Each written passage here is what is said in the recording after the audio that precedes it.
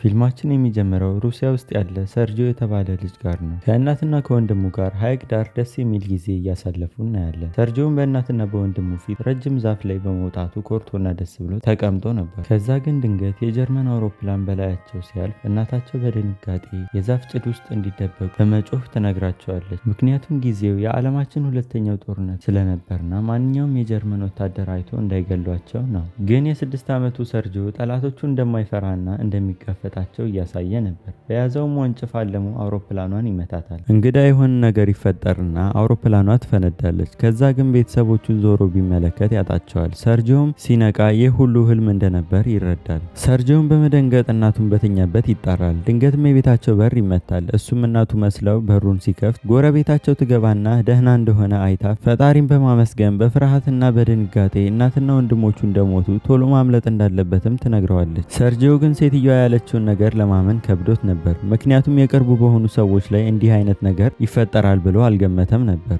እሱም ቁጭ ብሎ እናቱ እንደሚጠብቃት ይነግራታል። ሴትዮዋም ጀርመናዊዎቹ ቤተሰቦቹ እንደገደሏቸውና እሱም ማምለጥ እንዳለበት ትነግረዋለች። ድንገትም ወታደሮቹ ቤቱን ይከቡታል። እሷም ልጁን በመስኮት አስመልጣ ለማምለጥ ስትሞክር ተኩሰው ይገሏታል። የ6 ዓመቱም ሰርጂዮ ቤተሰብም ሆነ ጓደኛ ስለሌለው ብቸኛ ይሆናል። ያደገበትም መንደር በጀርመናውያን በእሳት ሲቃጠል ይመለከታል። እጅግም አዝኖ ከመንደሩ ርቆ ይሄዳል። ትንሽም እንደሄደ መንገዱ ስለጠፋው በጣም ይፈራና እናቱ መታ እንድትወስደው መጣራት ይጀምራል። ብቻውንም በዛ አስፈሪ ጫካ ውስጥ ያድራል። በሁለተኛውም ቀን ይነቃና ከሐይቁ ውሃ ይጠጣል። ከቅርቡም ጀርመናዊ ወታደሮች ሲያልፉ ያያቸዋል። ካዩት እንደሚገሉት ስለሚያውቅ ዛፍ ስር ይደበቃቸዋል። ከላዩም ትልቅ እባብ እየሄደበት ሲያይ ይደነግጣል፣ ግን ዝም ይላል። ምክንያቱም ከእባቡ የበለጠ ወታደሮቹ ነበር የፈራቸው። ከሐይቁም አጠገብ ምግብ አዘጋጅተው እየበሉ ነበር። ሲጨርሱም ትርፍራፊያቸውን ትተው ይሄዳሉ።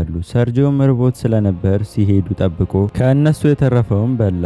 በቀጣዩም ቀን ሰርጂዮ እጅግ ደክሞትና እርቦት ነበር። ምክንያቱም ለ2 ቀን ያክል የረባ ምግብ ስላልበላና ያለ እረፍት በመጓዙ ነው። በመንገዱም ፍራፍሬ አግኝቶ እየበላ ሳለ ከኋላው ፍንዳታ ይከሰታል። በፍንዳታውም አደጋ ምክንያት ራሱን እያዞረውና ከኋላው ሰው እየተከተለው እንደሆነ እየተሰማው ይጓዛል። በዚህም አይነት ሁኔታ ውስጥ እንጨት በመያዝ የያዘውንም እንጨት መሳሪያ አድርጎ በመሳል እየተከተለው እንደሆነ ለሚሰማው ነገር እንደማይፈራ ይነግረዋል። ራሱን ስቶ ይወድቃል። ከቆይታ በኋላም 2 ወታደሮች ይመጡና ወደ ሩሲያ ካምፕ ይወስዱታል። አንድ ኮዝኔስቶ የተባለ የሩሲያ አዛዥ ወታደር የእሱን ወታደሮች ከተልኳቸው በሰላም እስኪመለሱ እየጠበቀ ነበር። ሲጠብቃቸውም የነበሩት ወታደሮች አንድ ልጅ ይዘው ይመለሳሉ።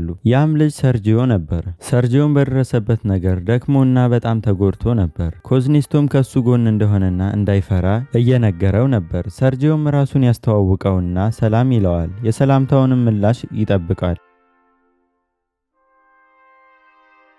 ወታደሮቹም ሰርጂዮን ይቀርቡታል፣ እንክብካቤም ያደርጉለታል። አዛዥ ኮዝኔስቶም ጨምሮ ይንከባከበዋል። ሆስፒታልም ይሄዳል። ካቴ የምትባል የወታደሮች ነርስም ስብዕናው ደስ ስላላት በደንብ ትንከባከበው ነበር። ከታማሚዎቹም ጋር እየተጫወተ ኮዝኔስቶ ይመጣል። ሰርጂዮም የኮዝኔስቶ ማዕረግና የያዘው ሽጉጥ ደስ ብሎት ለሚጠይቀው ጥያቄ እየመለሰለት እያወሩ ነበር። ሽጉጡንም ጥይቱን አውጥቶ እንዲጫወትበት ሰጠው። ሲያድግም እንደሱ ወታደር መሆን እንደሚፈልግ ነገረው። ከጊዜ በኋላም ሰርጂዮ እያገገመ ስለነበር ነርሷ ካቲያ አዛዡን እዚህ ካምፕ ውስጥ እንዲቆይ ትጠይቀዋለች። እሱ ግን ሐሳቧን በመቃረን ቦታው ለልጁ ሰላማዊ እንዳልሆነና የልጆች ማሳደጊያ እንደሚወስደው ይነግራታል። ወታደሮቹም በትርፍ ጊዜያቸው ከልጁ ጋር ይጫወቱና ጊዜ ያሳልፉ ነበር። ቤተሰቦቻቸውም ከላኩላቸው ምግብ ያመጡለት ነበር። አንድ ጊዜም አንድ ወታደር ወደ አዛዥ ኮዝኔስቶ በመሄድ ሰርጂዮ እዚህ ካምፕ ውስጥ እንዲቆይ ይለምነዋል። ምክንያቱም ወታደሮቹ ሰርጂዮን በጣም ስለወደዱትና እንዲሄድ ስለማይፈልጉ ጦርነትም እንዳለባቸውና ጭንቀት እንዳይሰማቸው ስለሚያደርጋቸው ነው። አዛዡም በሐሳቡ እንደሚጸናና እንደማይሆን ይህ ቦታም ለእሱ ሰላማዊ ያልሆነ እንደሆነ ወደ ማሳደጊያውም እንደሚልከው ነገረው። በቀጣዩም ቀን የጀርመን ወታደሮች አብዛኛውን የሩሲያ ካምፕ እየመቱ ነበር። በዛም ምክንያት ብዙ የሩሲያ ወታደሮች ተጎድተው ነበር። ሰርጂዮንም ወደ ማሳደጊያው የሚወስደው መኪና መጥቶ ነበር። አዛዡ አዛዡም ሰርጂዮን ሊሰናበተው መጥቶ የእንጨት ሽጉጥ ይሰጠዋል። ሰርጂዮም ያቅፈውና ለአዛዡ ደህንነት በጣም እንደተጨነቀ ይነግረዋል። አዛዡም ልቡን ይነካውና ሐሳቡን እንዲቀይር ያደርገዋል። እንደ ራሱ ልጅም አድርጎ በጉዲፈቻ መልክ እንደሚወስደው ይነግረዋል። ማታም ላይ ወታደሮቹ በጣም ደስ ብሏቸው ነበር። ከእነሱም ጋር ስለቀረ እንደነሱ አይነትም ልብስ እየሰፉለት ነበር። በቀጣዩም ቀን አዛዡ ለሰርጂዮ የሰፉለትን ልብስ ይሰጠዋል። ሲያየውም በጣም ይደሰታል። ለብሶትም ወታደር እንደሆነ ይሰማውና ካምፕ ውስጥ በደስታ ይሮጣል። እውነትም ወታደር መስሎ ነበር። ድንገትም የጀርመን አውሮፕላን የሩሲያ ወታደሮች ላይ ማጥቃት ይጀምራሉ። የሩሲያም ወታደሮች በፍጥነት ተኩስ ይጀምራሉ። ሰርጂዮንም ደህንነቱ ወደ ተጠበቀበት ቦታ ይደብቁታል። በተኩሱም ምክንያት ብዙ ወታደሮች ተጎድተው ነበር። ከዛም በኋላ ወደ ተጎዱት ወታደሮች ይሄዳል። በምን እንደሚረዳቸውም ስላላወቀ የሚረዳበት መንገድ እየፈለገ ነበር። ውሃም እያመጣ ለተጎዱት ማጠጣት ይጀምራል። ከተጎዱት መሃል አንዱ አይኑ ተጎድቶ በፋሻም ተጠቅልሎ ነበር። ለሰርጂዮም ከቤተሰቦቹ የተላከለትን ደብዳቤ እንዲያነብለት ይጠይቀዋል። ሰርጂዮም ሊረዳው ፈለገ፣ ግን ማንበብ ስለማይችል ግራ ገባው። የወታደሩንም ስሜት መስበር ስላልፈለገ የመጣለትንም ሐሳብ መጠቀም መረጠ። በራሱም ፈጥሮ ይነግረው ጀመር። ደብዳቤውም እንደሚለው ላምህም ደህና ነች፣ ጥሩ ሁኔታ ላይ ትገኛለች፣ ቤት ውስጥ ደብቀናታል ብሎ ሲነግረው ወታደሩ ግን እኮ ላም የለኝም ሲል ከዛ አንድ ወታደር እንደ ልጅ ጭንቅላት አድርገህ አስበው ብሎ መሳቅ ጀመረ። የኔንም አንብብልኝ ብሎ ሰጠው። የሌሎቹንም ወታደር ከራሱ ሐሳብ ያነብላቸዋል። ወታደሮቹም ህመማቸውን እያስረሳቸው ስለነበር ደስ ብሏቸው ነበር። አዛዡም ከነርስ ካቲያ ጋር ለብቻቸው እያወሩ ነበር። ሁለቱም ስሜት ነበራቸው፣ ግን አንደኛቸው ለአንደኛቸው ስሜታቸውን አልገለጹም ነበር። ከትንሽ ቆይታ በኋላም ሰርጂዮ ለአዛዡ ወይም ለአዲሱ አባቱ ልብስ የሰፋልኝን ወታደር ላመሰግነው ፈልጋለሁ ብሎት ሄዱ። እዛም ሲደርሱ ቦታው በፍንዳታ ምክንያት ፈርሶ ነበር። አባቱም ለሟቾች ክብር ኮፍያህን ማውለቅ አለብህ ብሎ አስተማረው። በቀጣዩም ቀን ሰርጂዮ እንደ ወታደሮቹ ትዕዛዝ እንዲሰጠው ፈልጎ ነበር። አዛዡም ትዕዛዝ ይሰጠዋል። ትዕዛዙም ለወታደሮቹ ከቤተሰቦቻቸው የተላከላቸውን ደብዳቤ መስጠት ነው። ሰርጂዮም ሄዶ ደብዳቤዎቹን በቶሎ ሰጥቶ ይመለሳል።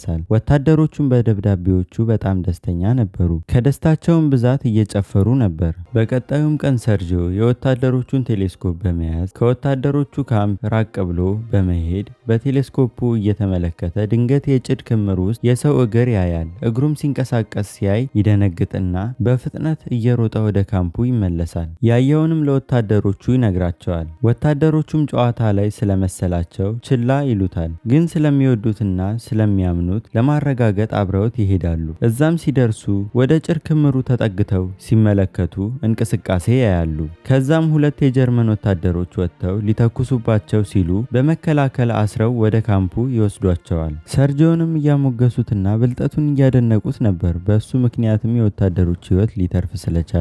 ማታም አዛዡ ለሰርጂዮ በእሱ በጣም እንደተደሰተና በማደጎ የእሱ ልጅ መሆኑን የሚያረጋግጠውን ወረቀት እያሳየው ነበር። ሰርጂዮም አባቱን ለነርስ ካቲያ ያለውን ስሜት ስለሚያውቅ የአባቱን ውለታ ለመመለስ ወደ ካቲያ ይዞት ይሄዳል፣ ስሜቱ እንዲገልጽላት። በመንገዳቸውም ላይ ካቲያ ከሌላ ወታደር ጋር እያወራች ለብቻቸው ይመለከቷታል። እሷም ከአዛዡ ውጪ ሌላ ሰው እንደምትወድ ያስባሉ። ከዚህም በኋላ ጀርመኖች ወደ ካምፓቸው ተኩስ ይከፍቱባቸዋል። በዚህም ጊዜ ሰርጂዮ ባለው ሙሉ ኃይል እየረዳቸው ነበር። ጥይትም እየተቀበለ ፊት ለፊት ላሉ ተኳሾች እየሰጣቸው ነበር። ወታደሮቹም ደህንነቱ የተጠበቀ ድንኳን እንዲሄድና ይህ ለሱ አደጋ የሆነ ሊሞትም የሚችልበት ቦታ እንደሆነ ነገሩት። ሰርጂዮም ወደ ድንኳኑ ሲሄድ አንድ ነገር ያስተውላል። ወታደሮቹና አዛዡ በጣም ፈርተው ነበር። ምክንያቱም ከኮሎኔሉ ጋር የሚገናኙበት መንገድ ተቆርጦ ነበር።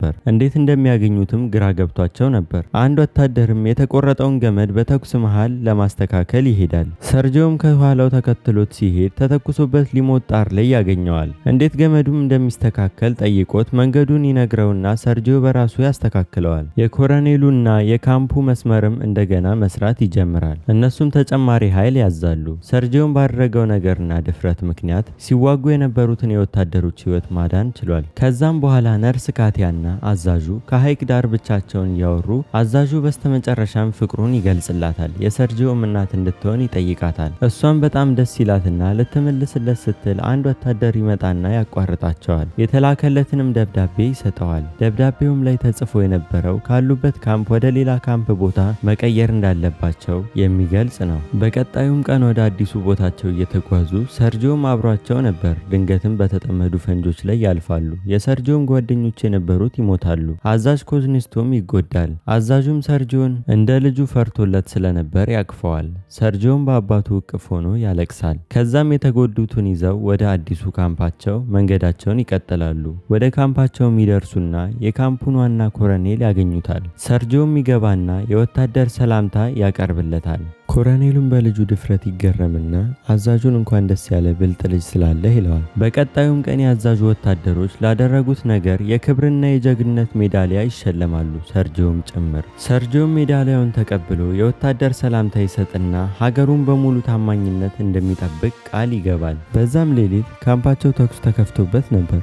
እናም አዛዡ በተኩሱ ምክንያት በተፈጠረው ስብርባሪ ውስጥ ገብቶ መውጣት አልቻለም ነበር። ሰርጂዮም ለአባቱ በመፍራት እያለቀሰ ለማውጣት እየታገለ ነበር። ይሄድና እርዳታ ከወታደሮች ይጠይቃል። ወታደሮቹም ቶሎ ደርሰው ከስብርባሪው ያወጡታል። በቀጣዩም ቀን ሰርጂዮ አባቱ ወዳለበት ሆስፒታል ይሄዳል። የሰርጂዮም እጅ አባቱን ለማውጣት ሊረዳው በሞከረ ጊዜ በጣም ተጎድቶ ነበር። የዚህ የ6 ዓመት ትንሽ ልጅ ታሪክ ለሁሉም የሩሲያ ሰራዊቶች የመነሳሻ ምንጭ ሆነ። የሰርጂዮም ቤተሰቦች ሰራዊቶቹና ነርስ ካቲያ እና አዛዡ አባቱ ነበሩ። ከእነሱም ጋር የትኛውንም ግዳጅ አብሯቸው ነው የሚሄደው። በስተመጨረሻም ወደ አዲሱ ካምፓቸው ፖላንድ ሰርጂዮን ይዘው ይገባሉ። ይህ ፊልምም እውነተኛ ታሪክ ነው። ሰርጂዮም የተባለው ሕፃን በዓለም ትንሹና ጀግናው ወታደር በመሆኑ ስሙን አስጠርቷል። ቪዲዮ ከተመቻችሁ ላይክ እና ለቻናላችን አዲስ ከሆናችሁ ሰብስክራይብ ማድረግ እንዳይረሱ።